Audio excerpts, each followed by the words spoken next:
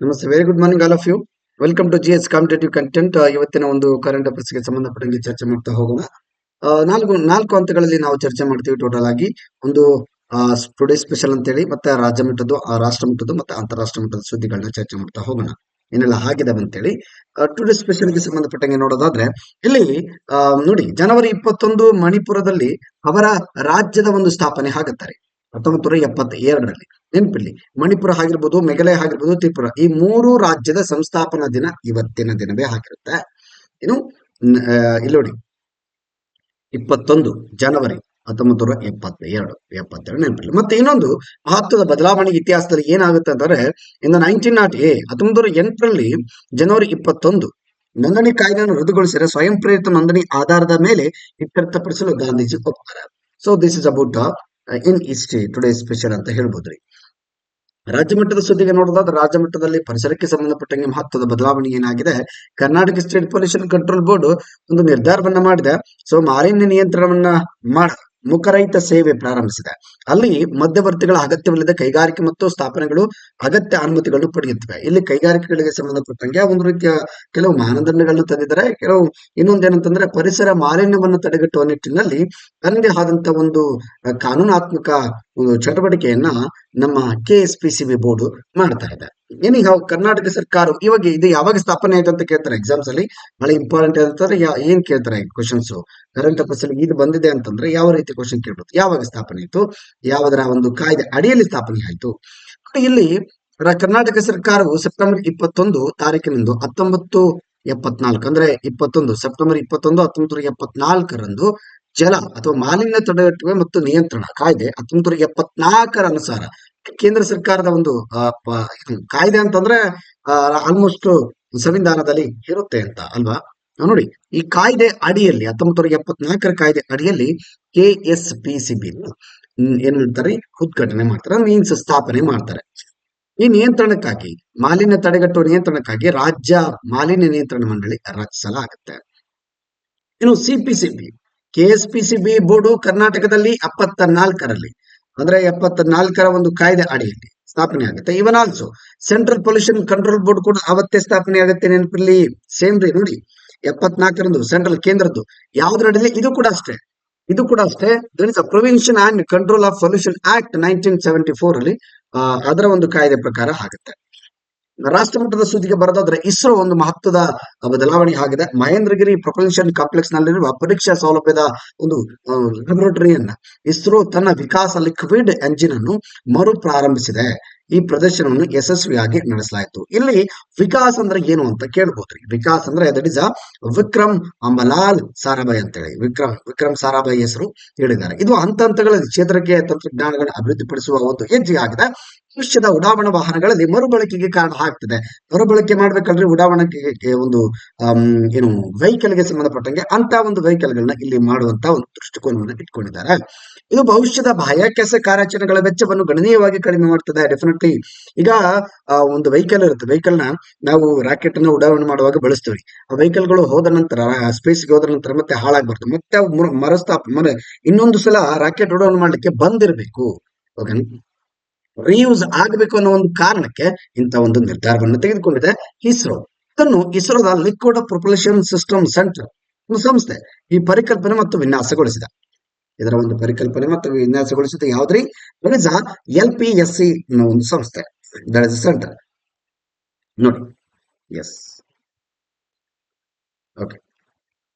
ನಾರಾಯಣ್ ಗುರುಗೆ ಸಂಬಂಧಪಟ್ಟಂಗೆ ವಿಶೇಷವಾದಂತಹ ಒಂದು ಚರ್ಚೆ ಏನಿದೆಪ್ಪ ಅಂದ್ರೆ, IIT ಬಾಂಬೆ ಈ ಮೇ ತಿಂಗಳಲ್ಲಿ ನಾರಾಯಣ್ ಗುರುಗಳಿಗೆ ಮೀಸಲಾಗಿರುವ ಆನ್ಲೈನ್ ಆರ್ಕಾವೈಲ್ ಯೋಜನೆಯನ್ನ ಅನಾವರಣಗೊಳಿಸಲು ಸಜ್ಜಾಗಿದೆ. ಅವರು ಕೇರಳದ ಗೌರವಾನ್ವಿತ ಸಮಾಜ ಸುಧಾರಕರಾಗಿದ್ದರು ಮತ್ತು ಆಧ್ಯಾತ್ಮಿಕ ನಾಯಕರು ಕೂಡ ಆಗಿದ್ರು. ಇವ್ರ ಬಗ್ಗೆ ಏನ್ ಕೇಳ್ಬೋದು, ಇವ್ರು ಯಾವಾಗ ಹುಟ್ಟಿದ್ರು ಅಂತ ಕೇಳ್ಬೋದ್ರಿ, ಹೇಳಕ್ಕಾಗದಲ್ಲ ಎಕ್ಸಾಮ್ಸ್ ಅಲ್ಲಿ. ಮೇ ಬಿ ನೋಡಿ, ಆಗಸ್ಟ್ 20 1856 ಸೆಪ್ಟೆಂಬರ್ 20 1928 ಭಾರತದ ಒಂದು ಕೇರಳದ ಒಬ್ಬ ಸಂತ ಮತ್ತು ತತ್ವಜ್ಞಾನಿ, ಆಧ್ಯಾತ್ಮಿಕ ನಾಯಕ ಮತ್ತು ಸಮಾಜ ಸುಧಾರಕ. ಭಾರತೀಯ ಸಮಾಜವನ್ನು ಪ್ರಗತಿಯಿಂದ ಹಿಮ್ಮೆಟ್ಟಿಸುವ ಮೂಢನಂಬಿಕೆಗಳು ಮತ್ತು ನಿಷೇಧಗಳನ್ನು ಮುರಿಯುವ ಬಲವಾದ ಬಯಕೆಗಳಿಂದ ಗುರುಗಳು ಜ್ಞಾನೋದಯವನ್ನು ಪಡೆಯುವ ಮೊದಲು ವರ್ಷಗಳ ಕಠಿಣ ತಪಸ್ಸು ಕೂಡ ಮಾಡ್ತಾರೆ. ನಾರಾಯಣಗಳು ಆಧ್ಯಾತ್ಮಿಕ ಸಂಬಂಧಪಟ್ಟಂಗೆ ಫೇಮಸ್ ಆದಂತವ್ರು.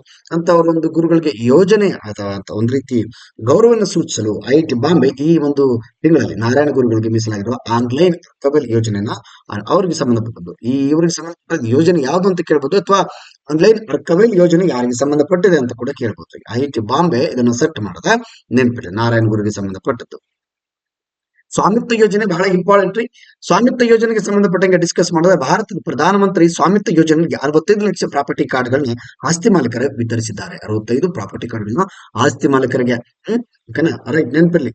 ಓನರ್ಸ್ ಪ್ರಾಪರ್ಟಿ ಲ್ಯಾಂಡ್ ಗಳನ್ನ ಇಲ್ಲಿ ಅವರ ಒಂದು ಕಾರ್ಡ್ ಏನು ಪ್ರೂಫ್ಸ್ ಗಳನ್ನ ಕಾರ್ಡ್ಸ್ ಗಳನ್ನ ಇಲ್ಲಿ ಕೊಡಲಾಗಿದೆ, ಪ್ರಾಪರ್ಟಿ ಕಾರ್ಡ್ಗಳನ್ನ. ಇದನ್ನ ಪಂಚಾಯತ್ ರಾಜ್ ಸಚಿವಾಲಯ ಅಭಿವೃದ್ಧಿಪಡಿಸಿದೆ ಈ ಒಂದು ಯೋಜನೆಯನ್ನು.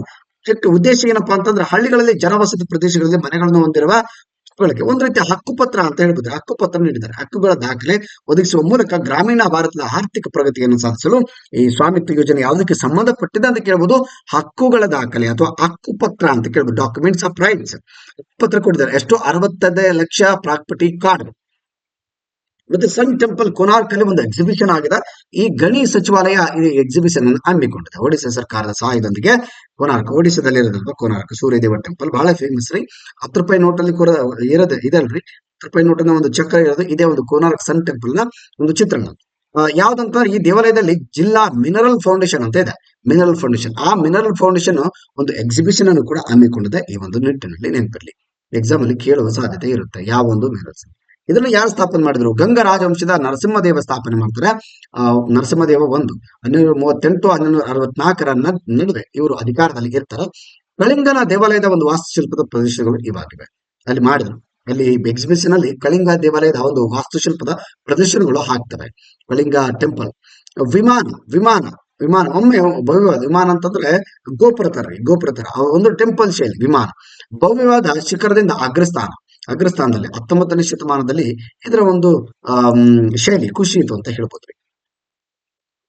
ರಾಷ್ಟ್ರಮಟ್ಟದ ಸುದ್ದಿಗಳನ್ನ ನೋಡೋದಾದ್ರೆ ವರ್ಲ್ಡ್ ಬ್ಯಾಂಕ್ ಗೆ ಸಂಬಂಧಪಟ್ಟಂಗೆ ಒಂದು ಪ್ರಾಸ್ಪೆಕ್ಟ್ ರಿಪೋರ್ಟ್ ಅನ್ನ ಇವರು ಬಿಡುಗಡೆ ಮಾಡಿದ್ದಾರೆ. ನೋಡಿ, world bank economic latest global economic prospect report provides on overview of the global economy in the first quarter of the 21st century. ನೋಡಿ, ವಿಶ್ವ ಬ್ಯಾಂಕ್ ನ ಇತ್ತೀಚಿನ ಜಾಗತಿಕ ಒಂದು ಆರ್ಥಿಕ ನಿರೀಕ್ಷೆಗಳ ವರದಿಯು 21ನೇ ಶತಮಾನದ 1ನೇ ತ್ರೈಮಾಸಿಕ ಜಾಗತಿಕ ಆರ್ಥಿಕತೆ ಅವಲೋಕನ, ಒಂದು ವರ್ಷದ 21ನೇ ಶತಮಾನದ ಒಂದು ಆರ್ಥಿಕತೆ ಯಾವ ರೀತಿ ಡೆವಲಪ್ಮೆಂಟ್ ಆಗಿದೆ ಅದರ ಕುರಿತಾಗಿ ಒಂದು ರಿಪೋರ್ಟ್ ಅನ್ನು ಕೂಡ ಇವರು ಕೊಟ್ಟಿದ್ದಾರೆ. EM3 ಅಂತಂದ್ರೆ ಏನ್ರಿ? ಚೀನಾ ಮತ್ತು ಭಾರತ ದೇಶಗಳ ಒಂದು ಗುಂಪು.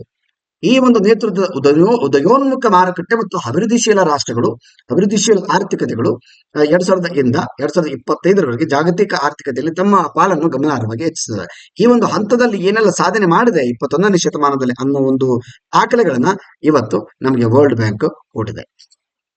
ಭಾರತದ ಬೆಳವಣಿಗೆ ನಾಯಕತ್ವ. ಭಾರತ ವೇಗವಾಗಿ ಬೆಳೆಯುತ್ತಿರುವ ಆರ್ಥಿಕವಾಗಿ ಉಳಿದಿದೆ. ಫಿನಾನ್ಷಿಯಲ್ ಇಯರ್ 26 ಫಿನಾನ್ಷಿಯಲ್ ಇಯರ್ 27 2026-27ಕ್ಕೆ ಸಂಬಂಧಪಟ್ಟಂಗೆ ಮೂಲಕ ಆರ್ಥಿಕ ವರ್ಷ ಮೂಲಕ 6.7% ವಾರ್ಷಿಕ ಬೆಳವಣಿಗೆಯನ್ನು ನಿರೀಕ್ಷಿಸಲಾಗಿದೆ ಅಲ್ವಾ. 2026-27 ಈ ಒಂದು ವರ್ಷದಲ್ಲಿ ಮುಂದೆ 6.7 ವಾರ್ಷಿಕ ಬೆಳವಣಿಗೆ ನಾವು ಮಾಡಬಹುದು ಅಂತ. ಭಾರತದ ಬೆಳವಣಿಗೆ ಇಷ್ಟ ಆಗಬಹುದು. 2022ರಲ್ಲಿ ಸಾಧಿಸಿದ 7%ಗಿಂತ ಸ್ವಲ್ಪ ಕಡಿಮೆ ಇದೆ. 2022ರಲ್ಲಿ 7% ಆಗಿದ್ವಿ. 2027ರಲ್ಲಿ 27-26ಕ್ಕೆ ಮೇ ಬಿ 6.7 ಸ್ವಲ್ಪ ಕಡಿಮೆ ಆಗುತ್ತೆ ಮುನ್ಸೂಚನೆ ಇದು ತಿಳಿಸಿದೆ. ಇದರಿಂದ ನಾವು ಮುಂಜಾಗ್ರತೆಯನ್ನು ವಹಿಸಬಹುದು ನಮ್ಮ ಆರ್ಥಿಕತೆಗೆ ಸಂಬಂಧಪಟ್ಟಂಗೆ. ಫುಡ್ ಸಿಸ್ಟಮ್ಗೆ ಸಂಬಂಧಪಟ್ಟಂಗೆ ಇವತ್ತು ಚರ್ಚೆಯಲ್ಲಿದೆ. 2023ಕ್ಕೆ ಕೌಂಟ್ ಡೌನ್ ಆಹಾರ ವ್ಯವಸ್ಥೆಗಳನ್ನು ಪರಿವರ್ತಿಸುವ ಪ್ರವೇಶ ಬಿಂದುಗಳಾಗಿ ಆಡಳಿತ ಮತ್ತು ಸ್ಥಿತಿಸ್ಥಾಪಕತ್ವ ಎಂಬ ಶೀರ್ಷಿಕೆ ಯಾವುದಿದ್ರಿ? ಥೀಮ್ ಬಹಳ ಇಂಪಾರ್ಟೆಂಟ್ ನೋಡಿ. The study title Governance and Resilience as Entry Points for the Transforming Food System in the Countdown to the 2030 was conducted by the Food System Countdown Initiative with collaboration with the global expert and also organizations including the FAO, Global Alliance for the Improved Nutrition. Right, ಬಹಳ important ನೋಡಿ.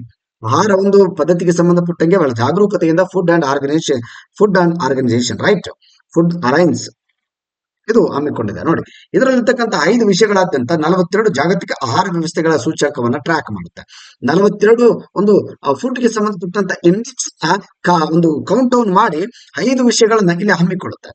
ಇಲ್ಲಿ ನೋಡಿ, ಆಹಾರ ಪೋಷಣೆ ಆಗಿರ್ಬೋದು, ಆಹಾರ ಪೋಷಣೆ ಮತ್ತು ಆರೋಗ್ಯ, ಪರಿಸರ ನೈಸರ್ಗಿಕ ಸಂಪನ್ಮೂಲ ಉತ್ಪಾದನೆ 2, ಆಮೇಲೆ ಜೀವನೋಪಾಯಗಳು, ಜೀವನೋಪಾಯ ಬಡತನ, 3 ಆಮೇಲೆ ನೋಡಿ ಈಕ್ವಿಟಿ ಸ್ಥಿತಿಸ್ಥಾಪಕತ್ವ 4 ಆಡಳಿತ. ಇಷ್ಟು ವಿಷಯಗಳನ್ನ ಗುರುತಿಸಿಕೊಂಡು ಈ ನಿಟ್ಟಿನಲ್ಲಿ ಆಹಾರ ವಿಷಯಕ್ಕೆ ಸಂಬಂಧಪಟ್ಟಂಗೆ ಇದೆಲ್ಲ ಕ್ಷೇತ್ರಗಳಲ್ಲಿ ಎಷ್ಟು ಮಟ್ಟಿಗೆ ಡೆವಲಪ್ಮೆಂಟ್ ಆಗಿದೆ ಅನ್ನೋದನ್ನ ಈ ಒಂದು FAO ಹಮ್ಮಿಕೊಂಡಿದೆ. ನೋಡಿ, ನ್ಯೂಕ್ಲಿಯರ್ ಎನರ್ಜಿಗೆ ಸಂಬಂಧಪಟ್ಟಂಗೆ ಇಲ್ಲೇನಾಗಿದೆ, ಹೆಡ್ ಕ್ವಾರ್ಟರ್ ಇಲ್ಲಿದೆ nuclear energy. IEA international energy agency ಅಂತ ಕರಿತೀವಿ. ಇದು ಪ್ಯಾರಿಸ್ ಅಲ್ಲಿ ಇರ್ತಕ್ಕಂಥದ್ದು, ಫ್ರಾನ್ಸ್ ನ ಪ್ಯಾರಿಸ್ ಅಲ್ಲಿ ಒಂದು ಸ್ವಾಯತ್ತ ಸಂಸ್ಥೆ. ಇದು ಒಂದು ಅಟೋನಮಸ್ ಬಾಡಿ, ಅಟೋನಮಸ್ ಆರ್ಗನೈಸೇಷನ್ ಅಂತ ಹೇಳ್ಬೋದು. ತೈಲ ಪೂರೈಕೆಯಲ್ಲಿನ ಪ್ರಮುಖ ಅಡಚಣೆಗೆ ಸಾಮೂಹಿಕವಾಗಿ ಪ್ರತಿಕ್ರಿಯೆಯನ್ನು ಸಂಘಟಿಸಲು ಸಹಾಯ ಮಾಡಲು 1974ರಲ್ಲಿ ಇದನ್ನು ಸ್ಥಾಪನೆ ಮಾಡಲಾಯಿತು. ಹೆಚ್ಚುತ್ತಿರುವ ಸ್ವೀಕಾರ ಶಕ್ತಿ ವ್ಯವಸ್ಥೆಗಳಲ್ಲಿ ಪರಮಾಣು ಶಕ್ತಿ ಪಾತ್ರವನ್ನು ವಿಸ್ತರಿಸಲು 40ಕ್ಕೂ ಹೆಚ್ಚು ದೇಶಗಳನ್ನ ಇದು ಹೊಂದಿದೆ. 40ಕ್ಕೂ ಹೆಚ್ಚು ದೇಶಗಳನ್ನ ಗ್ರೂಪ್ ಮಾಡಿಕೊಂಡು ಏನ್ ಮಾಡ್ತಾ ಇದೆ ಅಂತಂದ್ರೆ, ಈ ಒಂದು ಅಣುಗೆ ಸಂಬಂಧಪಟ್ಟ ಪರಮಾಣು ಶಕ್ತಿಗೆ ಸಂಬಂಧಪಟ್ಟಂಗೆ ಅದರ ಒಂದು ಬಳಕೆಯನ್ನ ಯಾವ ರೀತಿ ಮಾಡ್ಬೇಕು, ಏನ್ ಮಾಡ್ಬೇಕು, ಅದರಿಂದ ಅಭಿವೃದ್ಧಿ ಹೊಂದಬೇಕು ಅನ್ನೋ ಒಂದು ಡಿಸ್ಕಷನ್ ಅನ್ನ ಮಾಡುತ್ತೆ. ಆಲ್ಮೋಸ್ಟ್ ಅದರ ಒಂದು ಅಭಿವೃದ್ಧಿಯನ್ನ ಫ್ರೇಮ್ವರ್ಕ್ ಅನ್ನ ಹಾಕಿಕೊಳ್ಳುತ್ತೆ. ನೋಡಿ, SMR that is small modular reactors ಗೆ ಸಂಬಂಧಪಟ್ಟಂಗೆ ಸ್ಥಾಪನೆಗಳು. ಇದು 2040ರ ವೇಳೆಗೆ 84 ಗಿಗಾವ್ಯಾಟ್ ಅನ್ನು ತರಬಹುದು.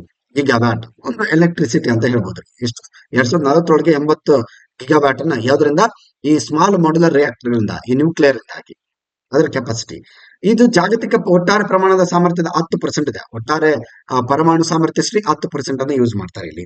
ವಾರ್ಷಿಕ ಹೂಡಿಕೆ ವಿಸ್ತೀರ್ಣಿಸಿದಲ್ಲಿ 2030ರ ವೇಳೆಗೆ $120 ಶತಕೋಟಿ ದ್ವಿಗುಣಗೊಳ್ಳುತ್ತದೆ. ನೋಡಿ, ಇಷ್ಟು ದುಡ್ಡನ್ನ ಇಲ್ಲಿ ಖರ್ಚು ಮಾಡ್ಬೇಕಾಗುತ್ತೆ. 2030ರಷ್ಟಿಗೆ $170 ಶತಕೋಟಿ ಅನ್ನ ಯೂಸ್ ಮಾಡ್ಬೇಕು ಇದಕ್ಕೆ, ಈ ಒಂದು ಯೋಜನೆ ಸಫಲ ಆಗ್ಬೇಕಂತಂದ್ರೆ. ಆರ್ಥಿಕತೆ ನಾಯಕರಾಗಿ ಉದಯೋನ್ಮುಖ ಆರ್ಥಿಕತೆಗಳು 2024ರ ಅಂತ್ಯದ ವೇಳೆಗೆ 63 ಪರಮಾಣು ರಿಯಾಕ್ಟರ್ ನಿರ್ಮಾಣ ಹಂತದಲ್ಲಿ ಇವೆ. ಅವುಗಳಲ್ಲಿ ಮುಕ್ಕಾಲು ಭಾಗವು ಉದಯೋನ್ಮುಖ ಮತ್ತು ಆರ್ಥಿಕತೆಗಳಲ್ಲಿ ಅರ್ಧದಷ್ಟು ಚೀನಾ ಮಾತ್ರ ಇದೆ. ಅರ್ಧದಷ್ಟು ಚೀನಾನೇ ಆಗ್ತಾ ಇದೆ. ನೋಡಿ, ಬ್ರಿಕ್ಸ್ ಗ್ರೂಪ್ಗೆ ಸಂಬಂಧಪಟ್ಟಂಗೆ ಮಹತ್ವದ ಬದಲಾವಣೆ ಆಗಿದೆ. ನೈಜೀರಿಯಾ ದೇಶ ಸಂಪೂರ್ಣವಾಗಿ ಏನಾಗಿದೆ, it's accepted the partner country of the BRICS group. BRICS group ನ ಒಂದು ಪಾಲುದಾರ ದೇಶ ಎಂದು ಒಪ್ಪಿಕೊಳ್ಳಲಾಗಿದೆ. ಯಾವುದನ್ನ ನೈಜರ್ ಅಲ್ಲಿ ಇದ್ರಿ, ಈ ನೈಜರ್ ಇಲ್ಲಿ ಇರ್ತಕ್ಕಂಥದ್ದು. ಆಮೇಲೆ ಇಟ್ ಇಸ್ 9th ಬ್ರಿಕ್ಸ್ ರೀ, 9ನೇ ಒಂದು ದೇಶ ಆಗಿದೆ ಬ್ರಿಕ್ಸ್ ಗೆ ಸೇರಿದಂತದ್ದು. ಈಗ ಯಾವಿದಾವೆ, ಫಾರ್ ಎಕ್ಸಾಂಪಲ್ ಬೆಲಾರೋಸ್, ಬೊಲಿವಿಯಾ. ಈಗ ನೋಡಿ, Belarus, Bolivia, Cuba, Kazakhstan, Malaysia, Thailand, Uganda, Uzbekistan ಅನ್ನು ಸೇರಿ 9ನೇ ಬ್ರಿಕ್ಸ್ ಪಾಲುದಾರ ಆಗಿದೆ. 9ನೇ ಬ್ರಿಕ್ಸ್ ಪಾಲುದಾರ. ಇದರ ಜೊತೆಗೆ ಇಷ್ಟೆಲ್ಲ ದೇಶಗಳ ಜೊತೆ ಇದು 9ನೇದು ಅಂತ ಹೇಳ್ಬೋದ್ರಿ. ನೈಜೀರಿಯಾ ಅಧಿಕೃತವಾಗಿ ನೈಜೀರಿಯಾ ರಿಪಬ್ಲಿಕ್ ಪಶ್ಚಿಮ ಆಫ್ರಿಕಾದ ಒಂದು ದೇಶವಾಗಿದೆ. ಇದು ಉತ್ತರಕ್ಕೆ ಸಹಲ್ ಮತ್ತು ದಕ್ಷಿಣಕ್ಕೆ ಅಟ್ಲಾಂಟಿಕ್ ಸಾಗರದ ಮೇಲಿರುವ ಗಿನಿಯಾ ಕೊಲ್ಲಿಯ ನಡುವೆ ಇರ್ತಕ್ಕಂಥದ್ದು.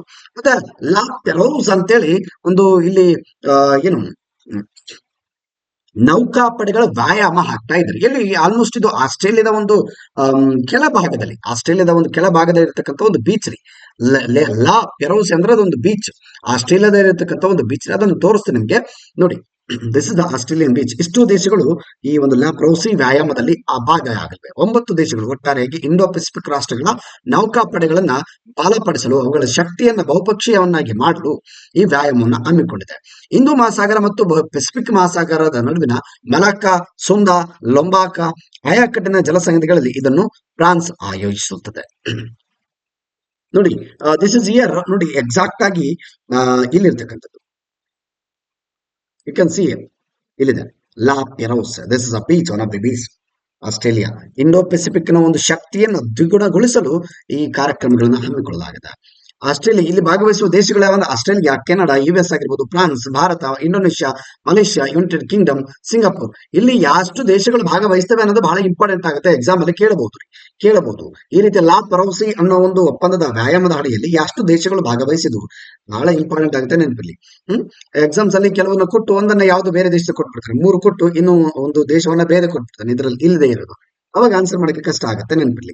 ಕಡಲ ಕಣ್ಗಾವಲು ಮತ್ತು ಕಡಲ ತಡೆ ಕಾರ್ಯಾಚರಣೆ, ವಾಯು ಕಾರ್ಯಾಚರಣೆಗಳ ಕ್ಷೇತ್ರದಲ್ಲಿ ಸಹಕಾರವನ್ನು ಹೆಚ್ಚಿಸುವ ಮೂಲಕ ಸಾಮಾನ್ಯ ಸಮುದ್ರ ಪರಿಸ್ಥಿತಿಯ ಅರಿವನ್ನು ಅಭಿವೃದ್ಧಿಪಡಿಸಿದೆ. ಈ ನಿಟ್ಟಿನಲ್ಲಿ ಹಿಂದೂ ಮಹಾಸಾಗರದ ಒಂದು ಶಕ್ತಿಯನ್ನ ಬಲಪಡಿಸಲು. Yes, this is all about today's class ರೀ. ಏನಿಯಾವ್ ನಾಳೆ ಕ್ಲಾಸಲ್ಲಿ ನಾವು ಮತ್ತೆ ಡಿಸ್ಕಸ್ ಮಾಡ್ತಾ ಹೋಗೋಣ.